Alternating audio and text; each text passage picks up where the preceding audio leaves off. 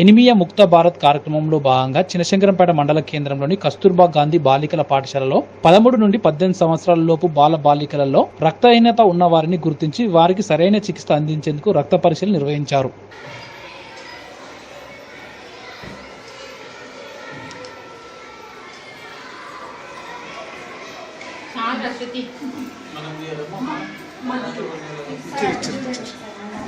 Phone ఇచ్చారు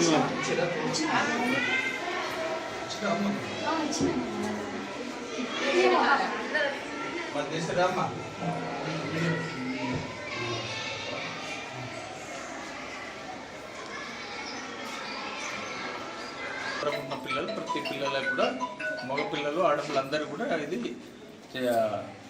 anaemic ఉద్దేశంలో చేస్తారు. టెస్ట్ చేస్తున్నాము. ఆ టెస్ట్ ఎవరికి మగపిల్లలు తక్కువ ఎవరికి తక్కువ మేడం చెప్పినట్టుగా రెఫర్ చేయడం. 8 గంటల పిల్లలు ఉంటే ఆ స్కూల్స్ మన హాస్పిటల్కి రెఫర్ చేస్తాము. 8 గంటల ఎక్కువ ఉంటే ఇక్కడనే ట్రీట్మెంట్ ఇస్తాము. మైల్డ్ అలా 3 రకాలు ఉంటాయి అన్నట్టు, severe, mild and severe, moderate and severe. అట్లా సెంట్రల్ గవర్నమెంట్ స్కీమే కదమ్మా. సెంట్రల్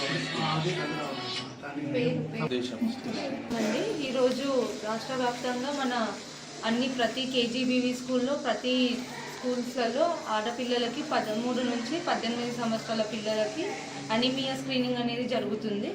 అనీమియా అనగా రక్తహీనత ప్రతి ఒక్కరిలో ప్రతి ఒక్క ఆడవారిలో కామన్గా బాధపడే సమస్య ఇది.